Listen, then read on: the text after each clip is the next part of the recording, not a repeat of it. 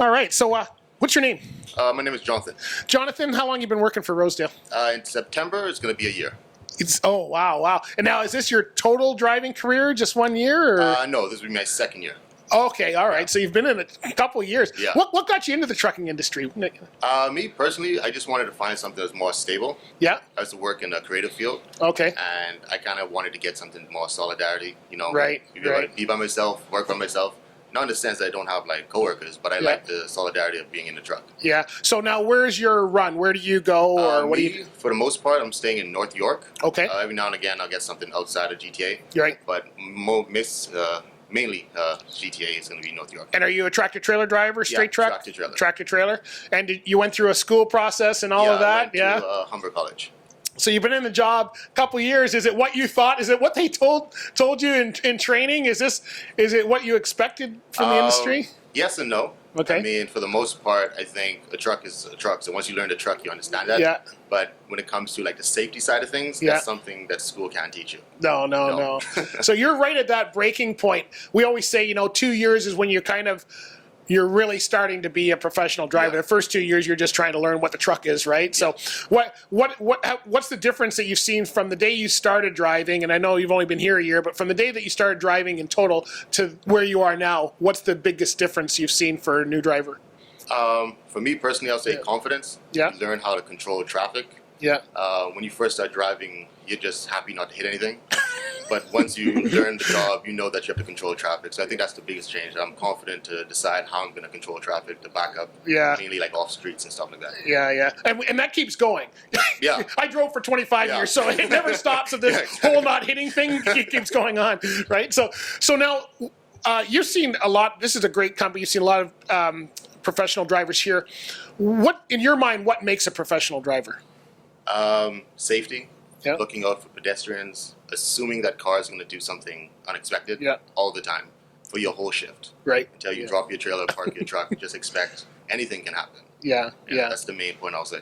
Okay, so then what do you do to make sure that you're doing that? Like, do you do trip planning? How do you kind of make sure that you're being safe all day? Is there a technique that you do or something that you do every morning that prepares your mind for that? Or? I mean, the good thing for me, maybe on an average day, probably 70% of my route, I know the clients. Okay. So I know which roads to take that has less traffic. Right. I know what to expect from certain roads. Yeah. So just knowing your area.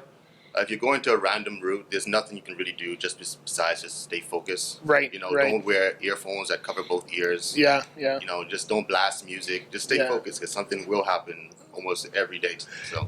Is there a camaraderie between, I don't know if other guys do your area, but if you don't know a customer, do the drivers reach out to each other to say, hey, you know what, have you been here before? What's this like? Or how do you decide what's happening with a customer that's brand new that you've never been to? What is your process for evaluating? I mean, for me, I've been doing it not a long time, not 25 years. Right.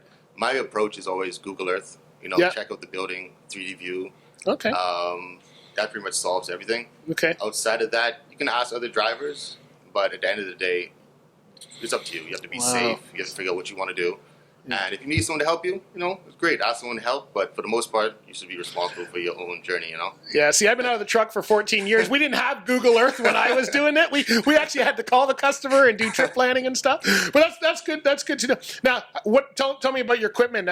What kind of truck are you driving? How do you keep your truck? And that kind for of the thing? most part, 2019 Peterbilt. Yeah. We also have brand new internationals if my trucks have been serviced. Okay. So pretty much just top of the line. So top of the line stuff. And do you find that helps with the customer standpoint and safety on the road? Like when you guys are going through scales and stuff, does that take that worry, 100%. Of the MTO away 100%. from you? And Yeah, 100%. When I first started, I didn't have the best vehicle in a prior company. Right. So that's the main reason why when I was looking for a new company, safety was number one. Right. Okay. Yeah. So definitely Rosedale checked that box for me. For sure. And how about company culture? I know Rosedale as well, but as far as just from company, not necessarily because they're Rosedale, what does it make you feel like coming to work in the morning? Like, do you feel like, oh, I'm going to a good place to work where I know that they're going to take care of me, or is it one of those things where I'm stressed out, where I'm not going to go? There's always an element of stress in trucking, but when it comes to Rosedale, pretty much everyone knows each other. So you've been pretty happy there? I can speak mostly for the local guys. I know all the local guys. They'll say good morning,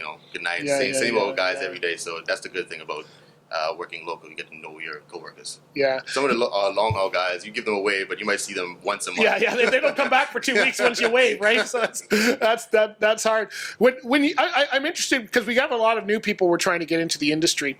When you were looking at Rosedale, Yeah. What kind of factors made you decide on which company to go to? Like, was it their trucks? Was it the pay? What did you look at from a standpoint to say this is the company to go to or choosing? Sure. Initially, it's proximity where I was living. Yeah. I live in North York. Okay. So initially, I was going to come to Rosedale or to school. Highly recommended. Right. But there was a place that's 5 minutes from home, so I tried Right. that. But after being in the industry and realizing like the safety, the maintenance, it was very important to find a safe company. So that is pretty much the number one thing that came down to me. Yeah. Like, it's worth the 30-minute drive, knowing that all my tires are going to be on by the end of the day. Yeah, and I'm glad you brought that up because a lot of new people choose companies based on criteria like that. Oh, it's close to home, or you make more money here, or whatever. But at the end of the day, the safety and stuff is really, if you make more money, but you're always at the scale, you're not making any more money, right? Well, listen. So whereabouts is you're heading North York? Is that where you're heading today? Yeah, that's where I'm headed today. All right. Well, listen. Thanks for talking with us. I don't want to take your time because North York had traffic when I came in. So thanks very much. Appreciate that. No worries.